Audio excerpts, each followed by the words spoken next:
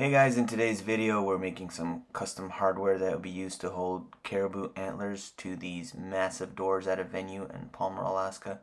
Watch as we forge, fabricate, and install these original handles to these doors.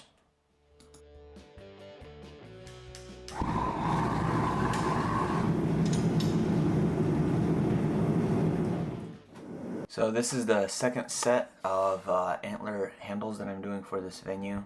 So I kind of got a game plan of how I'm going to put them together.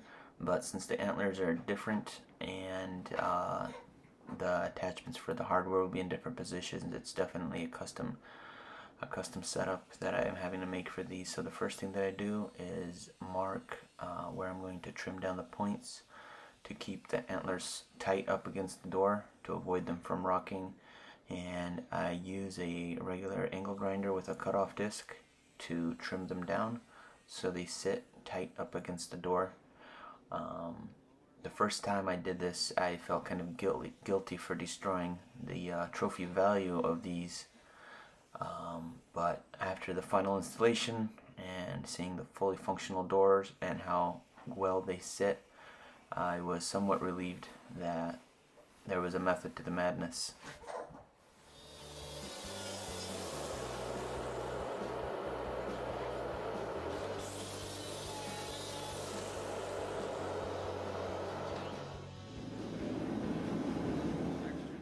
The next step is to create the backplate. These are made custom depending on the style that I choose to make at the time or the position of where they're located behind the antlers. I choose to cut that stock, so this is a 2" by 1/4" flat bar that I started with, and what I do with them is bevel the edges and give it a good work around with the hammer to give it a good forged worked look. This upper piece is a 4" by 1/4" by 6" piece, and it's also getting a good work around with the hammer.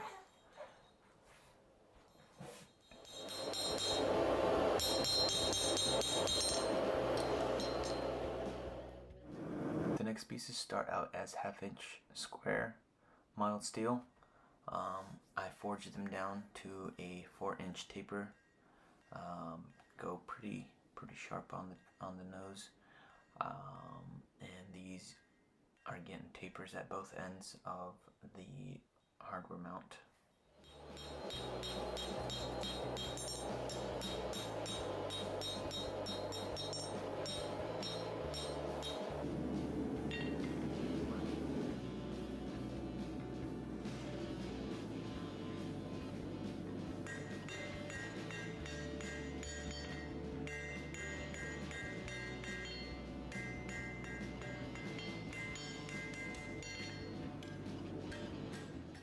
After the taper is completed, I go ahead and scroll up the taper part of the bar, and I generally keep it flat down to one side where it will attach to the back plate, not a typical scroll where it would be centered. And we go ahead and do make them identical and make a couple at a time.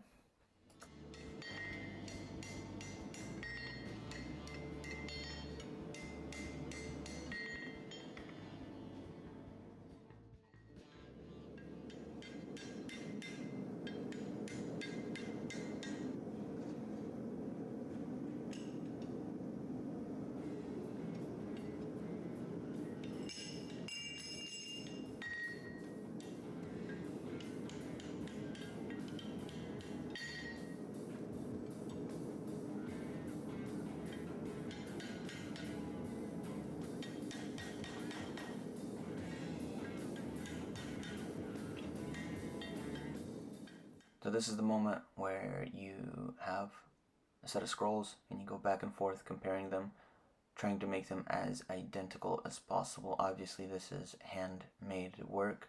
It's not going to be machine precise, and that is the beauty of it. With these guys, they are very similar, and satisfied with the scroll portion, I move forward to the next step, which is giving it each section a 90-degree bend. This is the vertical piece that goes up, and the next taper will be made, as well as scroll.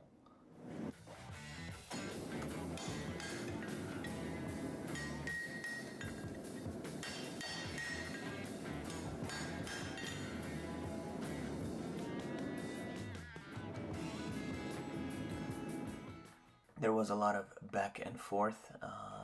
Getting this distance is pretty crucial because not only does it hold the antler to the door above the ground, but it also holds the antler tight to the door. So I approximately guesstimated the distance. So this is just the bar stock at this end, no taper yet. And then I go ahead and taper it out and give it also a sharp point with a two-sided taper that's flat to one side.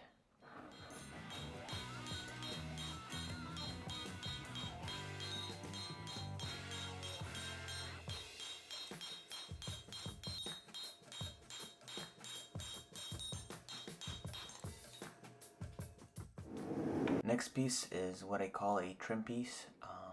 Not super necessary in this function, but it really makes the hardware pop to where it is quite broader than our small curved scrolls, and it's used to attach also to the antler. So I do give it the same treatment. I give it a bevel on all four sides, texture it, and then put a good curve in it to where it will contour the outside of this antler to make it a tight fit.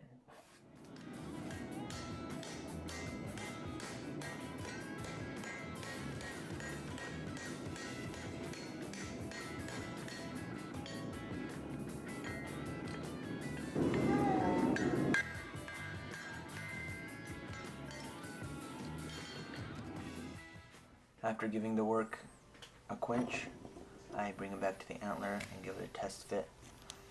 Seeing how well it fits up to the antler, satisfied with the results, I go ahead and mark the vertical piece to where it will start the scroll to wrap around the trim piece.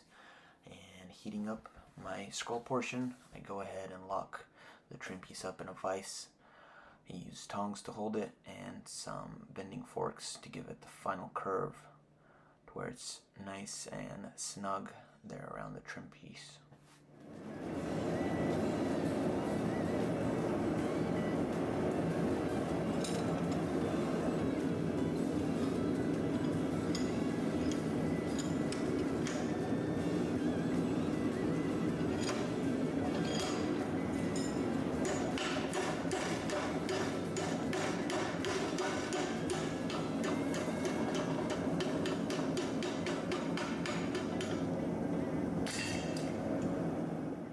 With the tight turns and curvature of the antler and the way it needs to be fastened, there's a lot of back and forth moving around, making sure everything is tight and snug. But after multiple tests and adjustments, it is a great fit on the bottom portion of anchors, and we move on to making the upper. Same thing, we start off with a taper.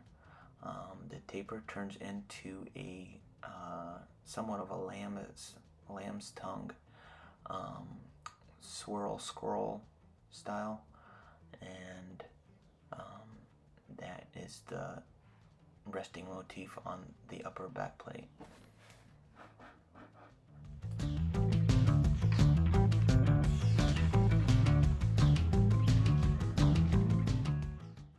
At this portion of forging these curved motifs, the tricky part is to keep that tip of the taper in line with the rest of the design and the bar at the bottom there.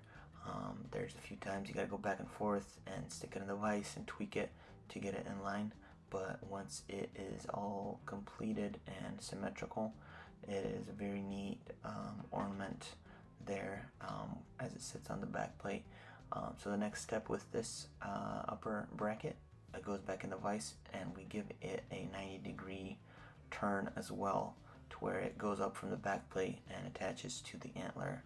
So a lot of repetitive steps that apply to all of these brackets.